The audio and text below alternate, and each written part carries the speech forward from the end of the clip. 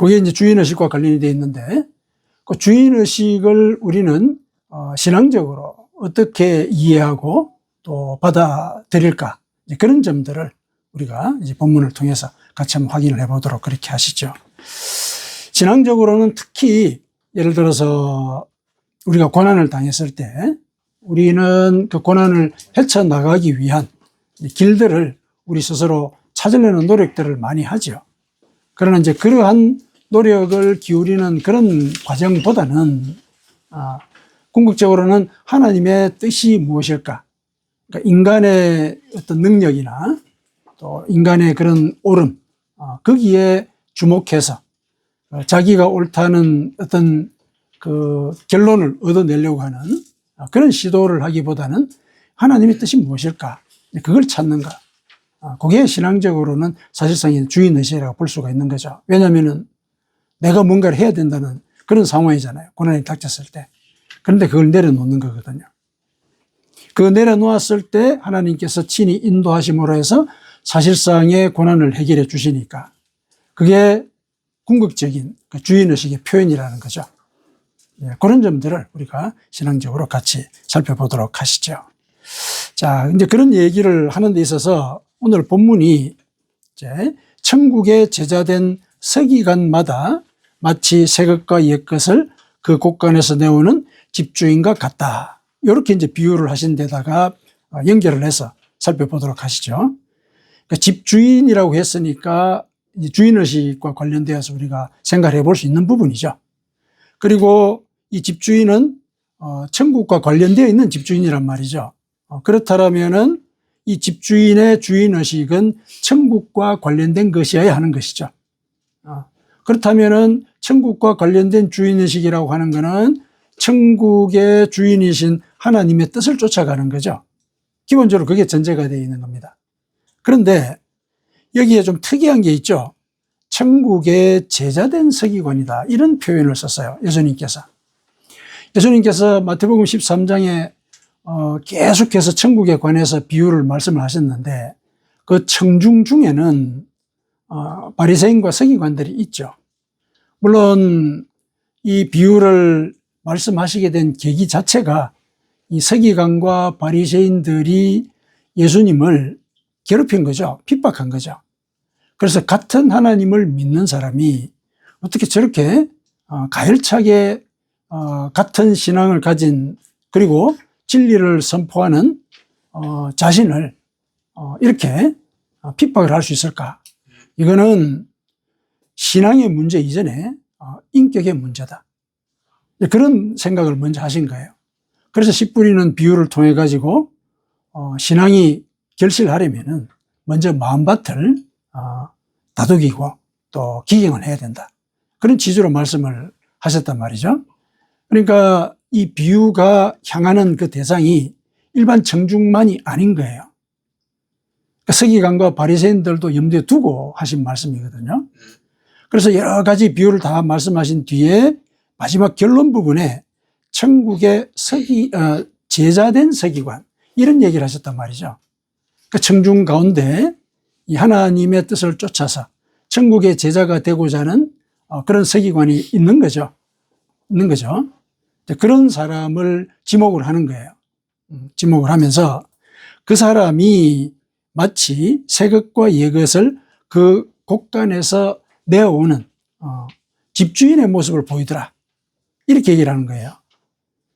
그러니까 천국의 제자된 서기관이라고 하면은 뒤에 나오는 새 것과 옛 것을 우리가 연결시켜서 생각해 볼 때 이 사람이 대변하는 옛 것은 율법이죠. 율법을 연구하는 선생이니까. 그죠? 그 율법, 그게 옛 것이고, 새 것은 천국의 제자가 되고자 하는 그런 결단이겠죠. 예수님의 가르침과 복음을 믿고 천국의 제자가 되고자 하는 그런 마음, 그게 새 것이 되는 거죠. 그러니까 요 두 가지를 그 곳간에서 내어오는 집주인과 같다.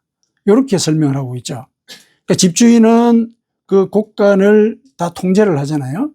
그래서 새 것과 옛 것을 꺼내온단 말이죠. 새 것과 옛 것을 꺼내와요. 그런데 이걸 한꺼번에 다 꺼내온다 그런 말은 아니겠죠. 필요할 때 새 것을 꺼내오고 또 옛 것을 꺼내오고 그런다는 얘기죠. 그러면 결국 이 신앙적인 차원에서 볼 때도 이 분별력을 길러야 된다, 이런 얘기를 하는 것이라고 볼 수가 있죠. 어떨 때 새 것을 써야 되고 어떨 때 옛 것을 써야 된다. 그러면 이제 분별력과 관계되는 것이죠. 신앙생활을 할 때 이 분별력의 문제는 굉장히 중요하죠. 그래서 알곡과 가라지의 비유도 말씀을 하시지 않았습니까? 그래서 그런 분별력을 기르는 것도 중요한데, 그런데 그 주인이 정말 주인의식을 표명할 때에 새 것과 옛 것을 관리하는 그런 태도는 뭘까? 이렇게 생각을 해볼 때는 단순히 분리하고 분별하는 그런 차원을 좀 넘어서는 부분이 있는 거죠. 이럴 수도 있다는 거죠. 옛 것을 내와야 되는데 새 것을 갖고 오는 거예요. 상황이 잘못됐다는 게 아니라 옛 것을 갖고 와서 옛 것을 소모해야 되는데 새 것을 갖고 와서 쓴다는 거예요. 자기 소비를 한다는 얘기예요. 자기한테 피해가 갈 수도 있는 그런 결정을 한다는 거죠. 왜냐하면 주인은 그게 옳다고 생각했고 또 자기가 이 시점에서는 새 것을 써야 된다고 결정을 한 거잖아요. 이게 자기한테는 해가 되더라도 피해가 되더라도 그게 옳다고 생각했기 때문에 옛 것을 써야 되는데도 새 것을 갖고 온 거예요. 그런 차원에서 주인의식을 이해할 필요가 있는 거죠. 그리고 새 것을 써야 되는데 옛 것을 갖고 나오는 거예요. 이거는 조금 우리가 설명이 좀 필요한 부분이죠. 예를 들면 이런 거예요. 예수님께서 이 비유를 쭉 말씀하시는 그 밑바닥에는 하나님을 믿는다고 하는 사람들의 오만함을 겨냥을 하고 있잖아요. 그 사람들의 교만을 겨냥하고 있는 거예요. 자기들은 하나님을 믿고 있고 그래서 천국에 갈 것이다, 이렇게 믿고 있기 때문에 오만하게 행동을 하는 거잖아요. 그게 위선인지 모른단 말이죠. 자기가 높은 자라는 그런 의식을 갖고 살고 있고 하나님 앞에서도 그렇게 기도하지 않습니까? 저는 저 세리와 같지 않습니다. 저는 토색하지도 않았고 가늠하지도 않았습니다. 이렇게 지목해서 하나님 앞에 기도하는 그런 사람이잖아요.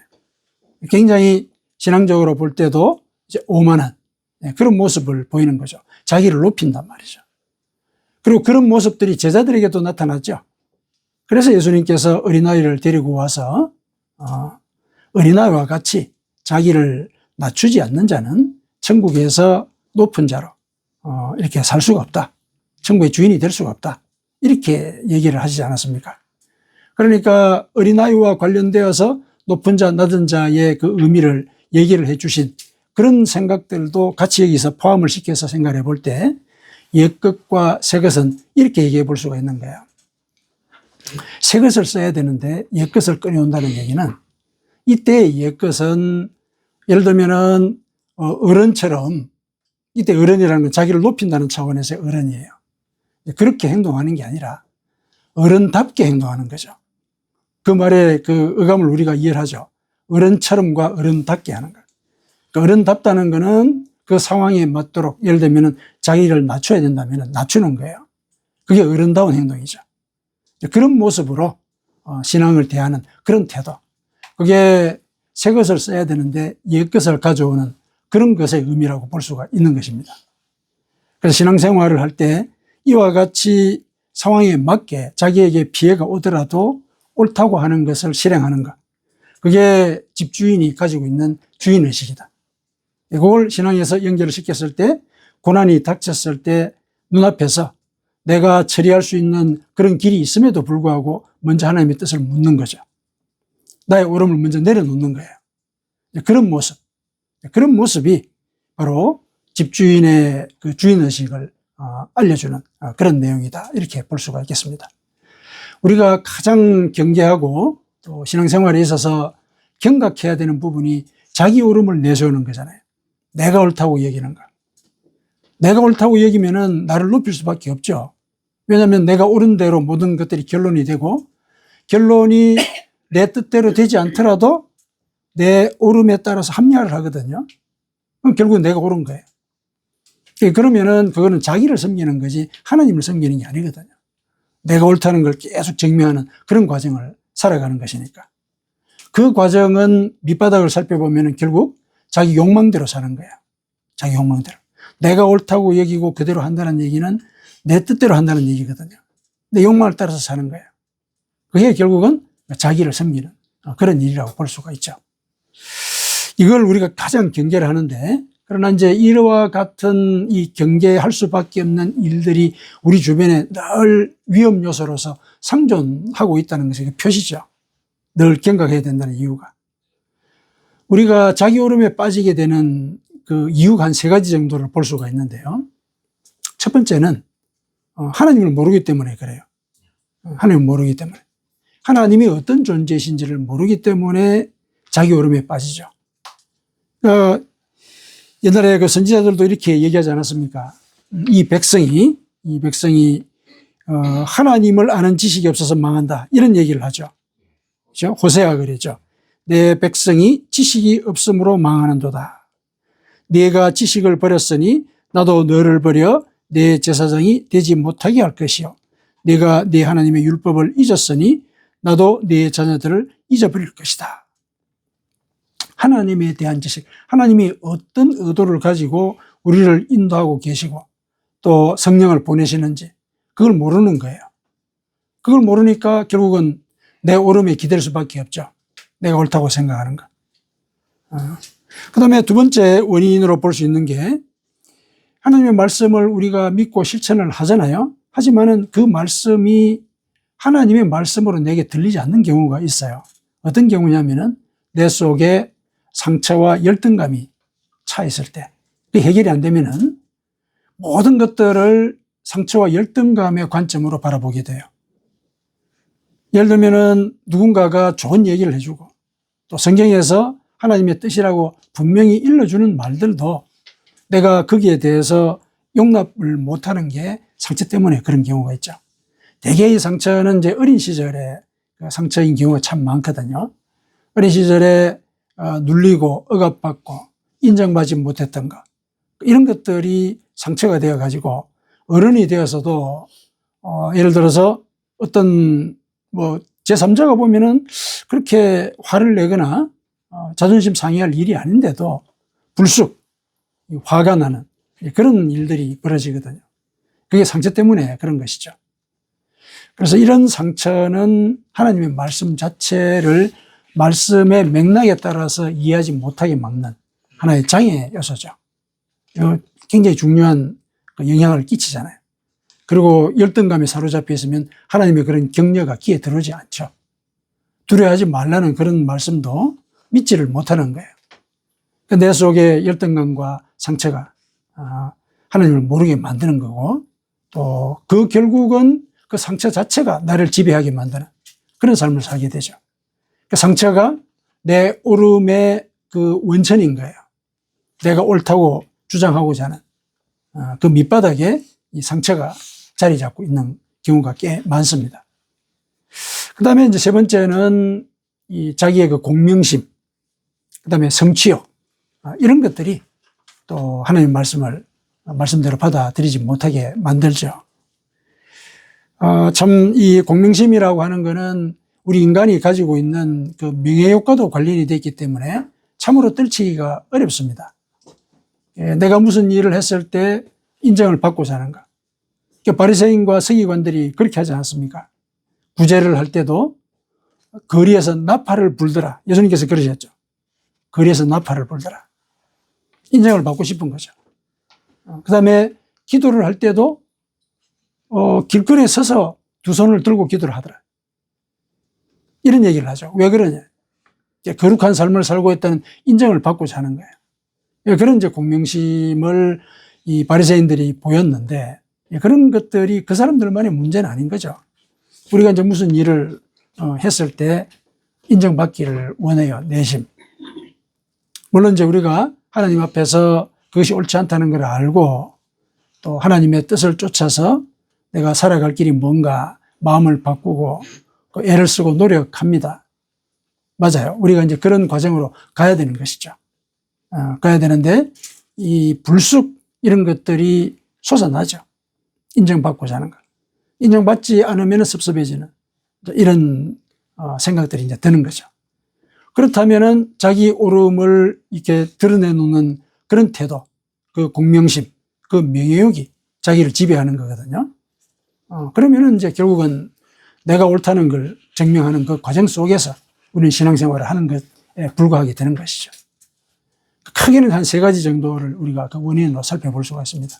이런 요소들 때문에 우리는 자기 오름의 그 함정에 빠지고 또 그것이 옳다고 생각하기 때문에 그 기준에 따라서 하나님의 말씀도 내 상황에 맞도록 합리화를 해버리죠. 재해석을 해버리는 거예요. 그거를 우리가 이제 경계를 해야 되는 것이죠. 그러면 이제 그런 자기 오름의 그런 상황, 그거는 우리의 본질적인 욕구이기도 한데 그걸 내려놓는가? 그게 참으로 힘들지만은 그랬을 때 내가 그 신앙의 주인이 되는 거죠. 하나님이 원하시는 게 그거니까. 하나님의 뜻이 그거니까. 그러면은 그 뜻을 쫓아 살려고 하는 그런 결정, 그게 나를 신앙의 주인으로 만드는 거란 말이죠. 그러기 위해서는 이제 뭘 해야 되느냐. 원인을 우리가 살펴봤으니까 원인에 대한 이제 대처를 우리가 해야 되겠죠. 하나님의 그 말씀을 알지 못해서 망하는 이제 그런 일, 자기 오름을 내세우는 이제 그런 일. 거기에 대해서는 우리가 어떻게 해야 되느냐. 결국은 하나님 말씀을 읽고 묵상하는 그 길밖에 없죠. 성경에서는 누누이 얘기하고 있지 않습니까? 성경은 이렇게 얘기를 해요. 하나님의 감동으로 되어 있는데 의로 교육하기에 유익하다. 이렇게 얘기해요. 디모데후서 3장 16절에 의로 교육하기에 유익하다. 그러니까 의에 있어서 성경은 무엇이 옳은 것인지를 알려주는데 이 성령의 감동으로 알려주는 그런 진리가 그 속에 들어있다. 이런 얘기를 하고 있는 거죠. 그러니까 의로 교육하기에 적절한 것은 성경이다. 그렇다면 성경 말씀이 정말로 나를 진실로 의롭게 하는 길로 인도한다. 그런 눈으로 말씀을 읽고 이해를 해야 된다는 것이죠. 우리가 이와 관련되어서는 역사적으로 볼 때 이제 사사기를 연상을 할 수가 있습니다. 그러니까 사사기를 우리가 보면은 그 속에 이스라엘 백성들이 하나님을 잘 믿었다가 편안해지면은 또 바알을 섬기고 그래서 다른 나라들이 쳐들어오죠. 적국이 쳐들어오죠. 그래서 고난을 당해요. 그러면 또 회개하고 그리고 회개해서 다시 하나님을 보게 되고 이런 사이클을 계속 돌고 있는 걸 우리가 사사기에서 확인할 수 있지 않습니까? 그게 한두 번으로 그치는 게 아니에요. 사사기의 그 시절이 한 300~400년간 이어지는데 계속 그런 사이클을 걷고 있어요. 그 과정은 결국은 하나님을 알지 못하기 때문에 일어나는 일이거든요. 그거를 제가 그렇게 해석을 하는 게 아니라 사사기에서의 그대로 기록을 그렇게 하고 있어요. 사사기에서 2장 10절에 이렇게 얘기를 해요. 여호와를 알지 못하며 여호와께서 이스라엘을 위하여 행하신 일도 알지 못하였더라. 그래서 이스라엘 자손이 여호와의 목전에 악을 행하여 바알들을 섬겼더라. 이렇게 얘기를 해요. 그러니까 사사기의 그 기자도 이렇게 분명히 지적을 하고 있죠. 하나님을 알지 못했다. 그리고 하나님이 그들의 인생 가운데서 행하셨던 그 기적적인 역사들, 이거를 잊어버렸다. 그러니까 하나님을 바알이라고 섬기는 이런 일들이 벌어진다. 하나님을 버리고 바알을 섬겼다 이렇게 얘기를 했지만 그들의 삶 속에는 하나님을 바알이라고 부르는 그런 일들까지 벌어졌거든요. 그러니까 어처구니 없는 일들이 벌어지는 거죠. 그거는 하나님의 말씀을 묵상하지 않았기 때문에 벌어지는 일인 것이죠. 그 다음에 두 번째, 그 상처와 관련되어서는 이 상처에 대해서는 우리가 참 자기 자신을 돌아보는 것과 연관이 되어 있기 때문에 내가 무슨 상처가 있을까?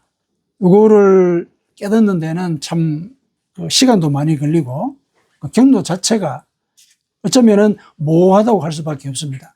그런데 내가 상처가 있는지 없는지 일단은 마음을 열고 내가 상처가 있을 수 있겠구나. 이런 생각을 가지고 내 자신을 돌아봐야 됩니다. 그랬을 때 내가 유달리 예민하게 구는 부분들이 있는 거예요. 어떤 행위에 대해서 또 어떤 사안에 대해서. 그러면 이제 그 부분에 대해서 기도하는 거죠. 내가 왜 여기에 대해서 예민하게 구는지 일러주십시오. 이것이 만일에 상처 때문이라면은 어떤 일이 나한테 상처를 주었기에 내 영혼이 그렇게밖에 반응하지 못하는지 일러주십시오. 하나님께 기도를 해야 되는 것이죠. 이 상처를 처리하지 못하면은 가인과 같은 일을 우리가 행할 수가 있어요. 가인이 하나님께 제사를 지내다가 상처를 받았죠. 자기 제사는 하나님이 안 받으시고 아벨의 제사를 받았단 말이죠. 이 자존심의 상처를 받은 거예요. 그러니까 그 자존심에 끼쳐진 그 상처를 늘 품고 생각을 하고 있으니까 생활이 불편하고 마음이 불편하겠죠. 그거 하나님이 아셨어요. 그래서 가인에게 일러주셨죠. 뭐라고 일러주셨습니까? 뭐라고 그러시냐면은 하나님께서는 네가 마음에 불편해하고 있는 게 왜 그러냐? 그건 뭐냐면은 내 마음에 죄가 있기 때문에 그런 것이고 문 밖에 사실은 그 죄가 엎드려서 너를 기다리고 있다. 이렇게 얘기를 하고 있어요. 죄를 언급을 하셨단 말이죠. 가인에게. 그러니까 지금 마음에 품고 있는 그 생각이 죄라는 거죠. 근데 그 죄가 왜 생겼느냐? 상처 때문에 생긴 거잖아요. 자기가 동생에게 동생보다도 열등하다는 그게 공개적으로 드러나 버린 것이고, 해석하기에 따라서는 하늘에 의해서 자기는 아벨보다도 못한 자라는 그런 선포를 받은 것이나 마찬가지라고 생각할 수 있잖아요. 상처가 그런 해석까지 하게 만드는 거예요. 분명히 이 가인의 그 행동 자체는 뭔가 인간적인 결함이 있다고 해석을 하고 넘어갈 수 있는 부분인데도 상처는 그냥 그렇게 내버려두지 않는 거예요. 자기를 점점 더 그 상처에 올가매는 거예요. 하나님께 올리는 제사에서 내가 인정을 받지 못했다. 이 하늘이 나를 버린 것이다. 이렇게 해석을 하게 되는 거예요. 그러니까 하나님 말씀도 안 들리는 거예요. 내 문 밖에 죄가 기다리고 있다. 분명히 말씀을 하셨거든요. 그 말씀이 뭐예요? 네 상처를 돌아봐라. 근데 그 말씀을 못 받아들인 거죠. 그래서 이제 결국은 치명적인 일들을 벌이게 되고 말았습니다. 상처가 이제 그렇다는 얘기예요. 그래서 이 상처를 돌아보는 성령의 도움을 받아야 됩니다. 성령님께 기도해서 내 마음에 어떤 상처가 당신의 말씀을 진리로 받아들이지 못하게 만들고 또 은혜로 받아들이지 못하게 만드는 것인지 일러주십시오. 그랬을 때 내가 옳다는 생각에 사로잡혀 있지 않게 됩니다. 그 다음에 세 번째가 그 공명심과 명예욕이지 않았습니까? 공명심과 명예욕. 내가 뭔가를 인정받고자 하는 그런 생각들. 이것을 다스리기 위해서는 내가 여기에 지금 현재 살아있는 것과 또 그렇게 내가 인정받고자 하는 그런 일을 하는 것 그 자체도 하나님의 은혜다. 이런 의식을 가져야 됩니다. 내가 어떤 능력과 의지가 있어서 이런 일들을 해 나가는 게 아니라 하나님이 능력을 주셨고 기회를 주셨기 때문에 내가 이런 일을 하는 것이다.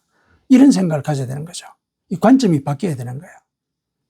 내가 하나님의 뜻을 쫓아서 선한 일을 한다 이게 아니라 하나님이 은혜를 주셨기 때문에 내가 이런 일을 한다. 이렇게 봐야 되는 거예요. 차이가 미묘하죠. 그렇죠? 성경에서도 선을 행하라고 얘기를 하고 있지 않습니까? 선을 행하라고 얘기를 하거든요. 그러면 이제 그 말씀에 따라서 내가 선을 행하는 거니까 이건 하나님의 뜻을 따르는 것이다. 그것까지는 좋죠. 그렇죠? 맞아요. 성경 말씀 그대로 따르는 것이죠.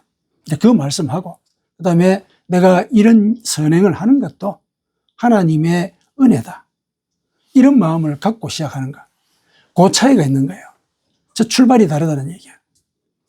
하나님의 말씀을 따라서 하겠다는 그 밑바닥에 하나님의 은혜 때문에 내가 이 일을 한다라는 생각이 있는 것인지 내가 하나님의 뜻을 쫓아서 내 뜻대로 혹은 내 계획대로 이 일을 해서 하나님께 영광을 돌려야 되겠다. 이런 생각으로 그 일을 하는 것인지 이거 살펴봐야 되는 거죠. 상당히 미묘한 차이이긴 한데 제일 먼저 첫 출발이 나는 하나님의 은혜가 아니면 이 자리에 설 수가 없다는 거. 그걸 먼저 생각을 해야 되는 거죠. 그 생각을 먼저 하고서 그런 일을 할 때 공명심이 없어져요. 내가 한 일이 아니거든요. 이제 그런 것들이 연습이 되고 훈련이 돼야 되는 것입니다. 이 모든 것들은 결국은 나를 내려놓는 그런 과정과 상관이 되어 있죠. 예수님께서도 그 바리새인과 그 서기관들의 행동에 대해서 말씀을 하셨을 때 단순히 비난하기 위해서 그런 말씀을 하신 건 아니거든요. 분명히 바리새인들이 자기들이 구제를 하고 난 뒤에 나발을 불고 또 길거리에서 기도를 한다. 그거는 위선이다. 이렇게 일러주시긴 하셨지만은 이어서 뭐라고 그러셨습니까? 이어서 구제를 할 때는 은밀하게 해라. 은밀하게 해라. 그리고 기도를 할 때도 골방에 들어가서 해라. 이런 얘기를 하시죠. 그러니까 인정받고자 하는 그런 공명심과 명예욕을 내려놔라. 내려놔라. 그게 이제 은밀하게 하나님을 섬기는 그런 일이다. 그렇게 되려면은 결국은 내가 은혜를 받은 자다. 내 능력에 의해서 내가 이 자리에 서 있는 것이 아니라 하나님의 은혜가 나를 이 자리에 서 있게 했다. 이런 의식을 갖추도록 해야 된다는 것이죠. 그걸 사실은 예수님께서도 일러주신 것이거든요. 그랬을 때 우리가 나의 오름을 내려놓을 수가 있습니다. 나의 오름을 내려놓는 것은 아까 원인에서도 살펴봤지만 그게 쉽지가 않아요. 내려놓는 것 자체가. 그런 결정 자체도 어렵고. 그런데 예수님께서 뭐라고 그러셨습니까? 나를 따르고자 하는 자는 자기를 부인해야 된다. 자기를 부인한다는 게 그런 뜻이죠. 나의 오름을 하나님의 말씀 앞에서 내려놓는 거예요. 당신의 뜻이 뭡니까? 당신이 이 땅에 세우고자 하시는 당신의 나라가 어떤 것입니까? 제가 그 속에서 무엇을 해야 될 것입니까? 이거 먼저 여쭙는 거예요. 먼저 여쭙는 거. 그게 자기를 부인하는 거죠. 내 능력과 내 의지로 하나님의 뜻을 이루겠다. 이런 게 아니란 얘기예요. 그래서 하나님께서 무엇을 뜻하는지 그건 상황마다 달라지는 거거든요. 상황마다 달라져요. 그래서 늘 성령과 동행을 하려는 그런 의지를 올려드리면서 하나님께 지혜를 구하고 그 지혜에 의해서 우리가 신앙생활을 해 나가야 되는 것이죠. 그게 자기 부인이에요. 자기 오름을 내려놓는 거. 그 과정이 쉽지가 않은 거예요. 그래서 그게 십자가를 지는 거란 말이죠. 자기 십자가를 지는 거예요. 자기 부인이 자기 십자가를 지는 거예요. 그 얘기를 하시는 거거든요. 결국은 예수님도 너희의 오름을 내려놔야 된다. 하나님 앞에서. 그랬을 때 너희들은 이 어린아이와 같이 천국에서 큰 자로 대접을 받게 될 것이다. 그렇게 이제 얘기를 하신 것이죠. 그러니까 여기서 나온 이 주인의식, 신앙의 주인의식. 그거는 천국의 제자된 서기관이니까 서기관으로서는 자기 오름을 내려놓은 거죠. 율법을 먼저 앞세웠던 사람이잖아요. 율법을 앞세웠던 사람이죠. 그런데 예수님께서 선포하시는 천국의 뜻을 쫓고자 하도록 결정을 한 거잖아요. 내려놓았어요. 이렇게 자기 오름을 내려놓은 자는 곳간에서 새 것과 옛 것을 지혜롭게 꺼내서 사용하는 집주인 것 같다. 이렇게 얘기를 한 거죠. 상황에 맞게 분별력 있게 새 것과 옛 것을 활용한다. 물론 1차적으로는 옛 것은 율법이고 새 것은 천국의 복음이죠. 그럼 마치 예를 들어서 율법도 지켜야 된다. 이렇게 얘기를 하는 것이라고 오해를 할 수가 있죠. 맞습니다. 율법 지켜야 되죠. 율법도 하나님의 말씀이거든요. 그럼 왜 우리가 율법에 대해서 바울사도의 의견을 따르느냐? 율법이 영혼을 옥죄는 그런 상태에 가서는 안 되는 거란 말이죠. 예수님께서 일러주신 말씀 가운데 바리새인들이 율법을 애써 지키려고 노력하는 거 칭찬한 부분이 있죠. 너희들은 너희들 그 밭에서 나는 그 채소에 대해서도 11조를 바친다. 10조를 바친다. 근데 정작 율법에서 얘기하는 정의와 긍휼과 믿음은 너희들은 버렸다. 이런 얘기를 하시거든요. 여기까지 얘기하면은 비난하고 비판하는 것 같지만은, 근데 이어서 이런 말씀을 하세요. 너는 이것도 하고 저것도 해야 된다. 이렇게 얘기를 하세요. 그러니까 율법을 지키되 정신에 맞게 지켜야 된다는 얘기죠. 율법에서 일러주고자 하는 하나님의 뜻에 맞도록 율법을 지키되 율법 조문에 얽매여 가지고 조문을 숭배하는, 그래서 다른 사람을 핍박하고 비난하고 질시하고 이런 방식으로 하나님의 말씀을 이해해서는 안 된다는 얘기예요. 그 얘기를 하신 거거든요. 예수님이 분명히 그러셨거든요. 이것도 하고 저것도 해라. 새 것과 옛 것을 다 같이 쓸 수 있어야 된다. 거기에는 성령의 분별력이 있어야 되는 거죠. 우리가 하기 어려운 거예요. 그래서 늘 성경 말씀을 읽으면서 하나님이 나에게 요구하시고 원하시는 게 뭘까? 이거 고민해야 되죠. 이거 고민해야 됩니다. 그 과정에 내 속에 어떤 열등감과 상처가 들어있는지 이거를 말씀에 비추어서 따져보고 또 성령의 도우심을 간구를 해야 됩니다. 그 과정이 결국은 내가 하나님의 은혜로 여기에 살아있고 당신의 뜻을 이루는 길에 있습니다라는 고백을 하게 만드는 힘이 되는 것이죠. 그것이 신앙의 주인으로서 우리가 이 땅에서 살아갈 수 있는 그런 길입니다. 아멘.